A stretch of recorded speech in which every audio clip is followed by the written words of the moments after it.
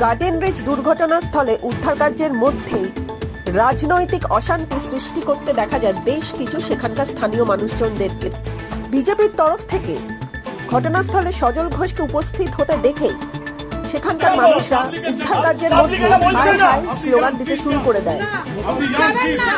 ঘুরতে বাধা দিলে সেখানে বাবুটান্ডার মধ্যে জড়িয়ে পড়ে সজল ঘোষ। দেখে নেব কি হয়েছিল সেখানে।